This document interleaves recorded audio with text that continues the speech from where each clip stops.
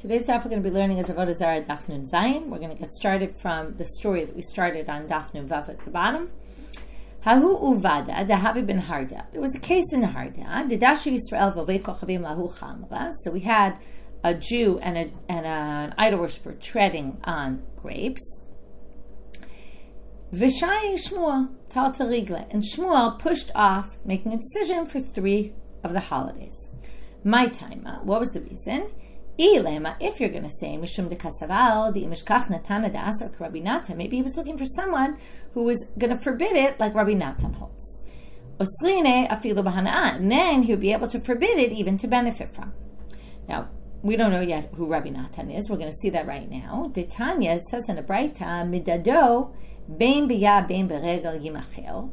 If you measure, if you put your hand in, the idol worshiper puts his hand in or her hand in, whether they're doing their hand or whether their foot, to measure the level of the wine, yimachel, it can be sold. Okay, meaning you can't drink it because they put their hand in, but you also, it's not going to be forbidden b'hana'ah because we assume, what's the assumption here? We assume that the person had intent to be focusing on specifically measuring. And therefore, while you're doing a job, you're not really thinking of doing other things. Likewise, when you're treading on the grapes, you're not really thinking about offering it up as a libation. You're focusing on your job. So if you're measuring, according to Tanakama, you can sell it. It's not going to be forbidden to benefit. We're still going to avoid drinking it, but we're going to be lenient when it comes to selling. Basically meaning it's not forbidden to benefit from. However, Rabbi Natan Omer, biyad asul b'regel mutar. If you do it with your hand, it's actually forbidden. We're going to be strict. But with your leg, it's not, or your feet, it's not a problem. So now we're going to say, well, if you say, let's go back, that Shmuel maybe was going to be strict like Rabbi Natan's position, but let's think about our case. What was happening with the grapes? He was using his feet, not his hands. So Imar Amar Rabbi Natan biyad b'regel mi'amar, what Rabbi Natan said was with using a hand. He wasn't saying it using your feet. So it can't be that that's what Shmuel was waiting for, someone to be strict like that and forbid it to benefit like Rabbi Natan, because even Rabbi Natan wouldn't forbid this kind of case. Ella, must be he was looking for the reverse. If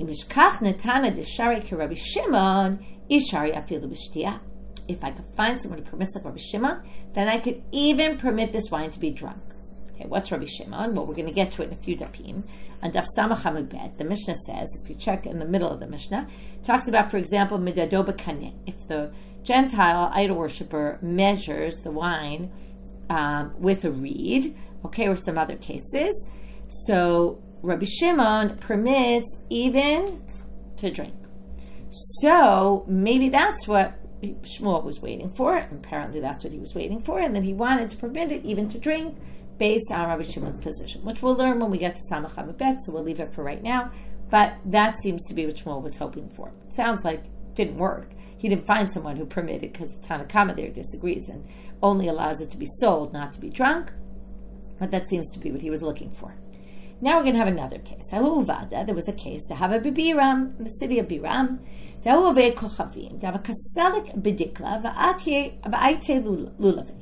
He went up a palm tree and took down a lulav, a palm branch. Bahade de Kanachi. Now, as the person was, the idol worshiper was coming down the tree with the palm branch in hand, Naga bereishe de lulave bechamra shelo b'chavana. He touched with the lulav branch the wine without any intent. In other words, he was coming down. It was a vat of wine, apparently, at the bottom. And as he was coming down, the lulav went by accident, or without any intention, into the lulav branch went into the wine.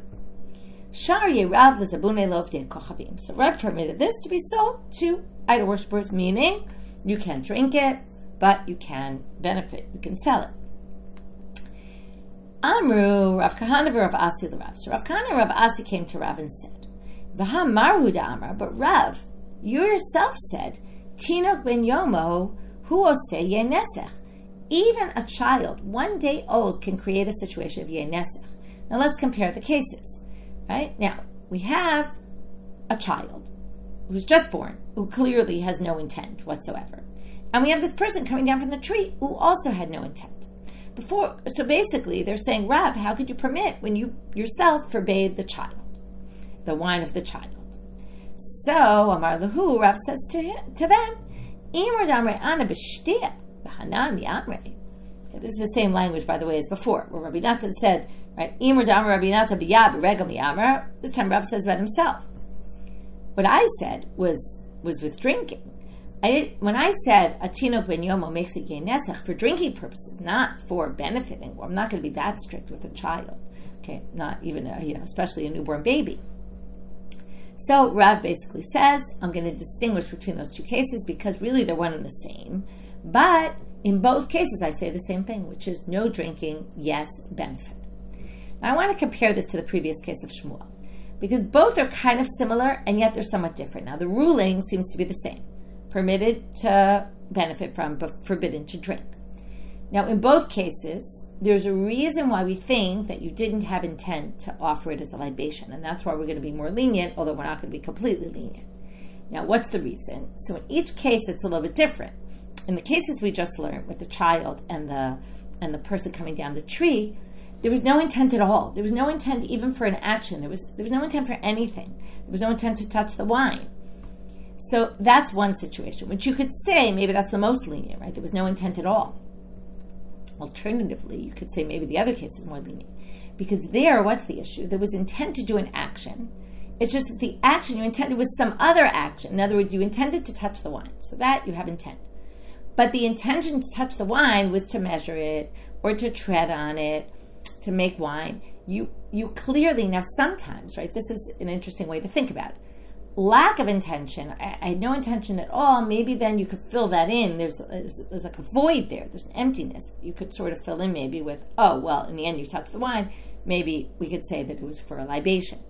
Or maybe you could say there was no intent at all, and maybe it's even more lenient. So again, it could go both ways.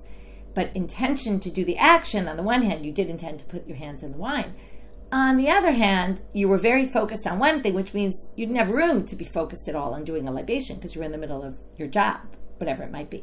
So that's an interesting way to think about it. In any case, the halacha is the same for both, but I wanted to just think about those concepts. So now we're going to start a gufa. We're going to go into Rav, and we're going to have like a kind of circular sugya, because we're going to see we're going to end where we start, but we'll see where we go, okay? And then you'll understand as we go through it. I'm a Rav. Tinok ben Yomo oseh yenesach. So we're going to start with Rav. Rav, the statement that we quoted before, a child just 1 day old can create a problem of yenesach. Eitivei Rav Shimi bar Chia l'Rav. Now Rav Shimi bar Chia comes to Rav with a problem with this breita. Now this breita we're going to read a few different ways. So that's why we're going to, in the end, come full circle and you'll see, but we're going to read this breita in a few different ways. Halokech avadim ben havdei kochavim shemalu v'lo tavlu. We have Gentile slaves. In this case, we bought them. Okay, somebody buys them. And they were circumcised, but they didn't do the tefillah in the mikveh. Now, generally, when you have an Eved Knani, they become part of your household. They keep mitzvot, and the reason why they do that, they go through this process, they also get circumcised, and they also go in the mikveh. In this case, we have a situation where a Jew purchases an idol worshiper slave and gives him a circumcision, but he doesn't go to the mikveh. So he's not really Jewish. He's still, they're never really Jewish, but they're pseudo. They're kind of this in-between stage. But in this case, they didn't do the tefillah, so they didn't finish the process. And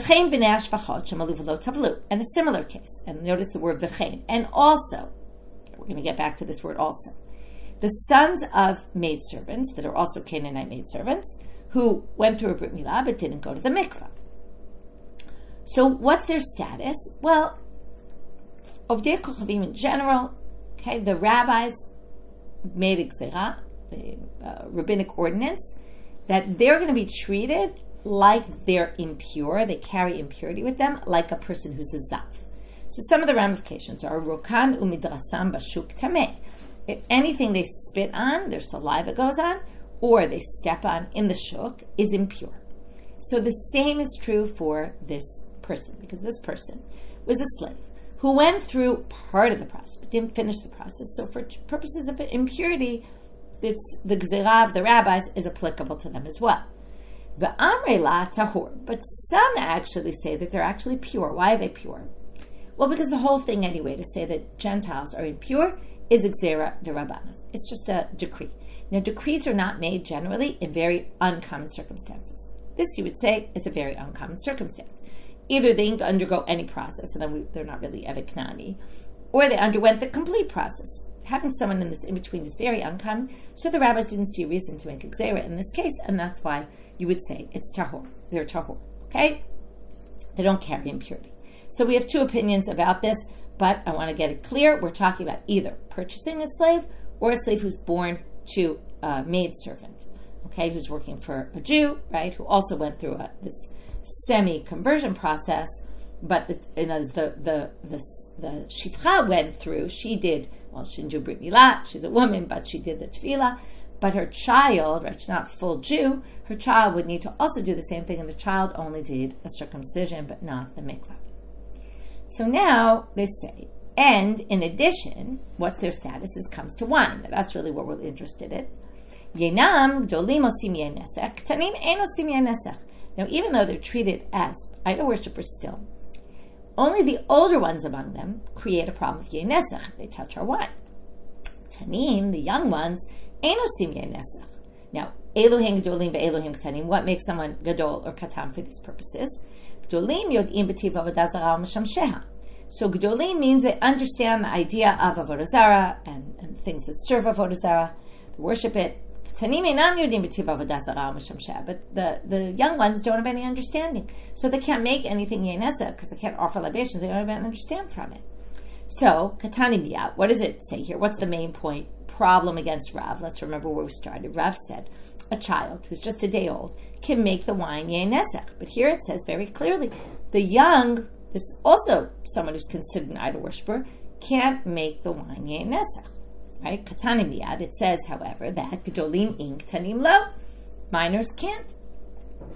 So, how would Rav explain this? Tirgama abinei shvachot. They explained it that it's referring specifically to the sons of the shvachot. Okay, the sons of the maidservants. Now, when it says that the ktanim, the whole second part. Now, we thought again. Let's go back to the structure. We have two cases, two different kinds of people: a slave, who's bought, and a slave who's born in a Jewish household already. And then we had two halachot, which are tuma, either they are tamei or they're not tamei. We didn't know which one. And the second one, which is the older ones do create nesech, the younger ones don't. We assume both are talking about both. Because it also said, v'chein b'nei shvachot, right? And likewise, meaning the law is the same for both. So we're now going to say that second halacha about the minors is only the sons of the shvachot. Now, why would they be different? Because they were born into a Jewish household. So we're not really worried they're going to make a yenesech. Number one, they were already circumcised. Number two, they were born in a Jewish household. So it's unlikely they're doing yenesech, whereas the ones who we purchase from the outside, we have to be concerned even if they're minors. And that would fit with Rav, who was talking about a katan, who's just a regular oved kochavim, idol worshiper, and we'd have to be worried. What's the problem? The problem is how to read this braita. Havachin kamar, but it said, and the same is true for the b'nei shvachot, meaning it's all the same.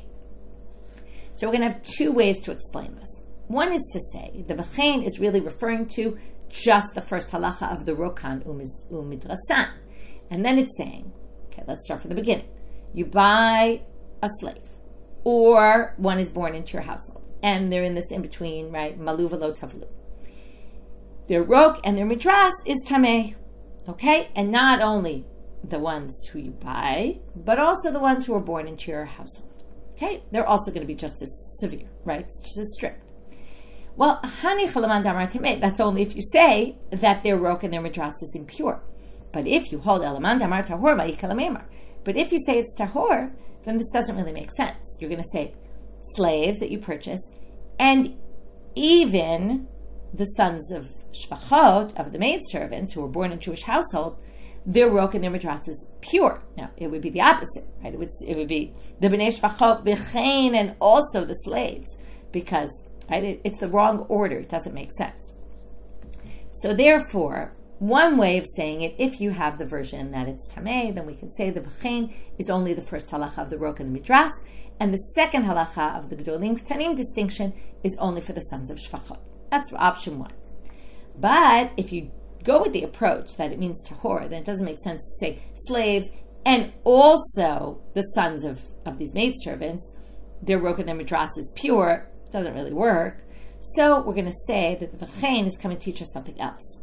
Hakamash malan, it's coming to teach us avadim dumia de b'nei shvachot. The slaves are like the sons of the maidservants. Okay, basically saying we have by a slave, and also the sons of shvachot. The way we're going to explain it also is that whatever is true for b'nei shvachot is also going to be true for the avadim. And we're going to say the following: Ma b'nei shvachot, just like b'nei shvachot, malu v'lo tavlu huda osim yenesech. When is it a problem that they touch the wine, it becomes yenesech? Specifically when? Our case, malu v'lo tavlu. They're now going to do an inference. And what they're going to say is, the whole word v'chein is coming, not for the first part, which immediately follows it, so it's a little bit weak, this explanation. And not even for the second part, about the yenesech, but specifically an inference from that last part. Okay? So we're moving the v'chein to be referring to an inference from the second part. So what's the inference? Well, malu v'lo tavlu is when they make yenesech, but malu v'tavlu lo. Right? If they had a brit milah and they went to the mikvah, well then they don't make it yenesech. Now you might think this is obvious, but we'll see it's not so obvious. And what they want to say is, just like, okay, you take the son of Shifcha. He's born in a Jewish household, and he goes through brit milah and he tovels. So obviously we're going to assume he's not going to be making yenesech anymore, right? But the chidush here, v'chein b'nei shvachot, what we're trying to say is, b'nei shvachot, whatever's true for them is going to be true also for someone you buy on the slave market. So, af avadim ken, even slaves that you buy on the slave market, as soon as they go through a brit milah and they go to the mikvah, you don't have to worry anymore about yenesech. Now, la'afuke midirav Nachman Amar Shmuel, and this is to say, this bright is saying we don't agree now. Rav Nachman in the name of Shmuel didn't exist yet, but what they're trying to say is we don't agree with anyone who might claim this, as someone did claim later, to say the Amar Rav Nachman Amar Shmuel halokeach avadim min avdei kochavim af al pi shemalu v'tavlu osim yenesech ad shetishaka avodah zarah mipiyah. This is a very interesting halacha. What this is saying is, if you purchase a Gentile oved kochavim, idol worshiper slave, from the shuk, and then the person undergoes this semi-conversion, right? They become partially Jewish. Again, they're chayiv in mitzvot. Okay, they're not chayiv in time-bound mitzvot. They're not obligated in time-bound because they have a master who's in charge of them. But they do have to do all the positive mitzvot. Even though they did this and they went through this kind of conversion process, they are still going to be suspect of yenesech until they stop talking avodah zarah, which makes perfect sense. Just because you brought them in, you bought them off the slave market, they're now in your house, and they go through this process to be living in your household, it doesn't mean they don't still believe in their other gods. It takes time for that to switch. So according to Rav Nachman in the name of Shmuel, there is still a problem of yenesech for them. And according to Rav, the way they read this, according to Rav, this Braita is coming to say the v'chein, and this was all to explain the v'chein. If you can't explain it in the Rokan and the Midrash, which was a much better way to explain it, but if you say it's tahor, that really doesn't make sense. It's all coming to say that the halachot are the same for both, and just like the b'nei shvachot, once they do a brit milah and, right, this is again an inference, if they did both, right, our Braita is talking about they only did one. But if they did both, and they wouldn't be suspect of yenesech anymore, that would hold true for a slave as well. To disagree with those who think that as soon as they come into your household and do brit milah and do all and tovel, doesn't help. They still might worship their idols for at least a certain time period. We'll see in another minute what that time period is. So kamash malan dilo. So this Braita was coming to say, no, we don't agree with that. And that's the way we explain the Braita. This was all, and again, I want you to remember this because we're going to do this again in a different order. This was all. We had Rav's statement about the Tinok ben Yomo, which creates a problem of yenesech. We had the Braita that said that a minor doesn't create a problem of yenesech. Why not, if they're still considered Gentile, because they only did half this process? And the answer is that line about the Katan is only talking about the B'nei Shvachot. It's not talking about the Eved. And then, why does it say v'chein then? Well, the first explanation was it's only on the first part of the Braita, and the second part, it's actually different. Or we say, well, it's actually different, but there's something similar, which is if they did do both, the inference from that Braita, which is in the case where they did a Brit Milah and they went to the mikveh, then we're not going to worry anymore. Not gadol, not katan. Now, if you didn't get all this, we're going to review this in a bit of a different manner in the continuation.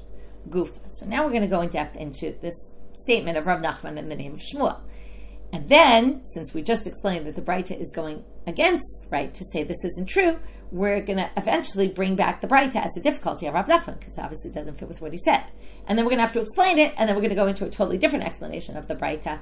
And then, in the end, we're going to come full circle, because we're going to say, oh, well, that explanation of the Braita means that it disagrees with Rav, actually. Because that one is going to explain the Braita as saying, Tinok is not a problem at all.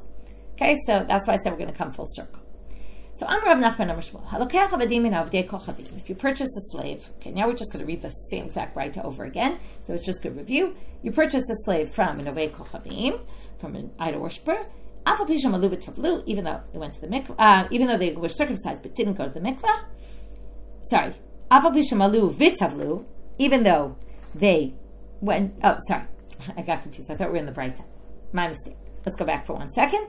I'm Rav Nachman Amar Shmuel. Halokech avadim min avdei kochavim. If you purchase a slave, even though malu v'tavlu, even though they went through the entire process, osim yenesach, it's still a problem of yenesach. Ad tishakau v'adas Zarah mipiyam, until they completely forget Avodah Zarah from their mouths. Okay, this we read already before. V'kama, how long? Now we want to explain this. Well, I'm Rabbi Yeshua ben Levi. Ad 12 chodesh, 12 months. Okay, a whole year basically. After a year, you can assume there's no more yenesach problems, but for a year, you have to worry. Now here comes the Braita. Rav is going to say, but the Braita doesn't fit with what you said, which we know already because we just explained it that way. So if you purchase a slave from idol worshippers that went through a Brit Milah but didn't go to the mikvah, and also sons of maidservants that went through a circumcision but didn't go to the mikvah, rokan umidrasan, turning out amabed, bashuk tameh. Okay, so the rok and the midras and the shuk is impure. Some people say it's actually pure. Yenam, their wine. Gdolim osim yenesach, tanim ein osim yenesach. So again, the older ones will create a yenesach problem because they're avdei kochavim. The minor ones will not make a problem of yenesach. And eluhin gdolim eluhin ktanim. What does that mean? Gadol katan. Gdolim yodim b'tiv avodah zarah m'shamsheh. Ktanim ein yodim b'tiv avodah zarah m'shamsheh. Right? These understand avodah zarah. Those don't. Katani miyad. In any case, what does it say here? Malu v'lo tavlu in. Malu v'tavlu lo. Right? It's specifically, this case is because they went to the mikvah, and they were circumcised and did go to the mikvah. But if they were circumcised and went to the mikvah, then we wouldn't say that that's the case.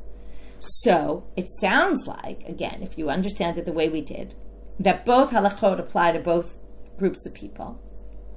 Basically seems to be saying, the gadol makes yenesach specifically because they haven't gone to the mikvah. Once they go to the mikvah, there's no yenesach problem, not for gadol either. And not for even someone who was purchased from the shuk. And that goes completely against Rav Nachman in the name of Shmuel. So, tirgama abnei shvachot, what's he going to say? That inference, that malu v'tavlu lo, is only bnei shvachot. Once the bnei shvachot go to the mikvah and, right, also circumcise and go to the mikvah, then we don't have to worry anymore that they're going to do yenesach because they were born in a Jewish household.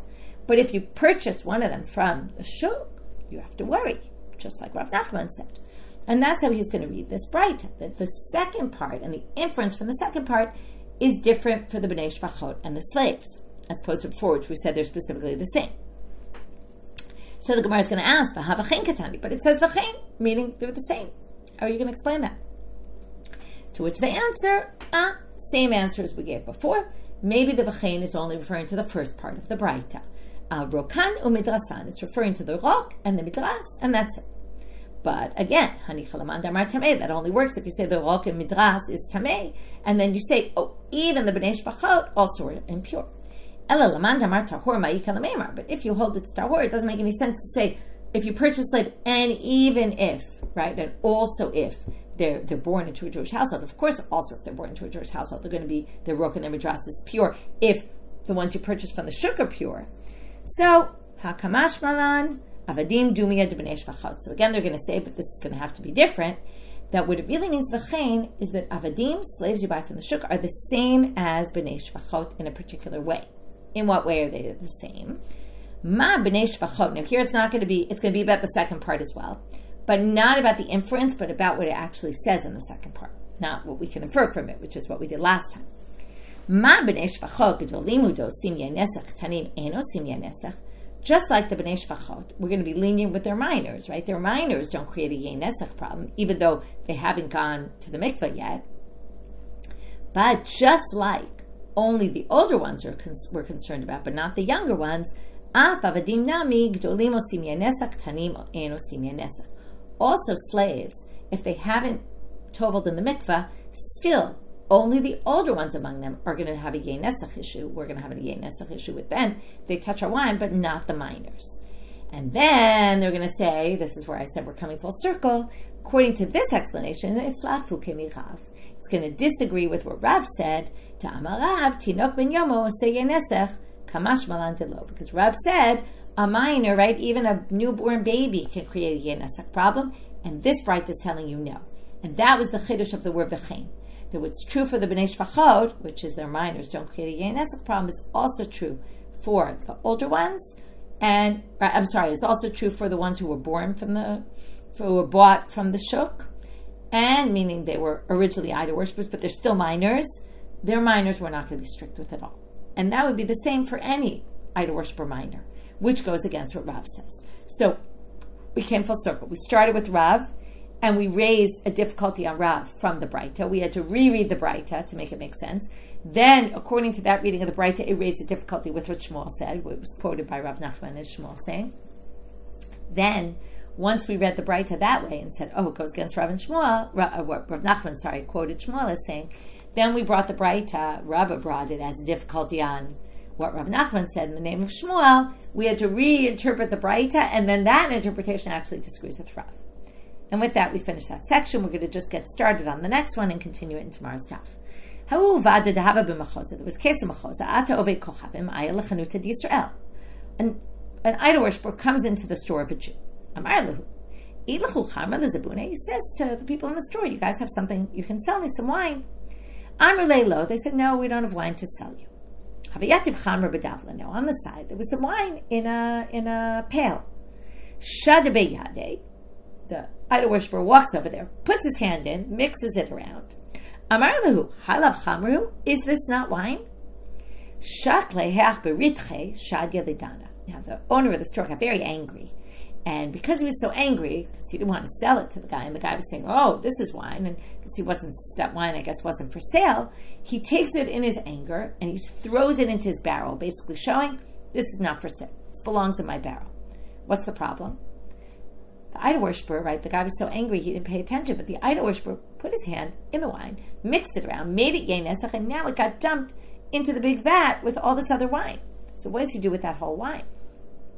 So Rava permitted it to be sold, because what did he say? It's like we saw before. When you put your hand in for a particular purpose, which he was trying to feel it, was it wine or make a point, but he wasn't trying to offer it as a libation, so you can't drink it, but you can sell it. If Lugale Rav Huna bar Chinna, Rav Huna bar Nachman, Rav Huna bar Chinna, Rav Huna bar Rav Nachman disagree. Nafke Shipura de Rava Vasharu, and Nafke Shipura de Rav Huna bar Chinna, Rav Huna bar Nachman ve'asre. You might remember this from Daf Mem, and it was actually the same characters, Rava and Rav Huna bar Chinna. They each pull out their shofarot, which was their way of making a big announcement, and Rava made a big statement, this is permitted. And Rav Huna bar Chinna and Rav Huna bar Rav Nachman, who was with him, made a big announcement that this is forbidden. Now, I want to remind you of the case there, and you could think about it, because what's interesting is, if you look back there, it was on Daf Men, and it was the issue of this boat that came with all these fish, and they didn't see scales on the fish, but they saw scales on the walls of the boat, and one of them said, which we're going to see right now, the one who forbade here actually permitted it there, and said there it's permitted because there were scales, the scale on the side of the boat, it must have come from the fish. And Rava said, no way, no how. There were a lot of kosher fish in the area, and it could be the last time the boat was used, there were scales from other fish, and it's not necessarily these fish, and you can't permit the fish. So what's interesting is it's different. It's not like each one always has an agenda to be lenient or strict. But what's interesting is that they both seem to have these battles with each other, and they each pull out the shofarot, and I'm showing I'm right, and I'm showing I'm right, and there must have been some history there of the relationship between the two. Anyway, it's interesting. always when you can make connections. It's good? Okay, so quick summary, because we already summarized the main part of the daf already, but we had a bunch of stories. The first one was these two people treading on the grapes together, idol worshiper and Jew. Shmuel waited a while because he was hoping to try to permit. First we thought maybe he was trying to be more strict. It turns out he was trying to permit even to be drunk. But it ends up in this in-between, which is, again, you had intent for something, not for idol worship though, so we assume that you probably weren't offering us up a libation, but we're not going to let you drink it, but we will let you sell it. Same thing with the next case, which was where he was going up with the lulav and it accidentally touched on the way down, it touched into wine, and there was lack of intent, right? We talked about the difference, it's a little complete lack of intent. And then we said, oh, but why is that not like, right? Why did Rav say there it was okay, but then Rav with the child said it wasn't okay? And they said, no, with the child they also said it was okay. It was just forbidden to drink. You just can't benefit. I'm sorry, you can benefit. You can benefit. That's what I was permitting. I was permitting benefit. I wasn't permitting drinking. And then we went into this circular thing where we had Rav and Rav Nachman in the name of Shmuel, and their two statements in how they work in with that bride that we saw. And then we finished with this other case in Mechoza, which was Rav's city. That was where he was the Rav. And we had this case where the Jew didn't want to sell the wine. Right? He claimed he didn't have any wine. The Gentiles saw the wine, put his hand in it, and then messed it up. However, Rav said actually it could be sold to someone who wasn't Jewish. But Rav Huna bar Chinana and Rav Huna bar Rav Nachman didn't allow it. And we're going to continue that story tomorrow. From here we'll finish. And wishing everyone a good day.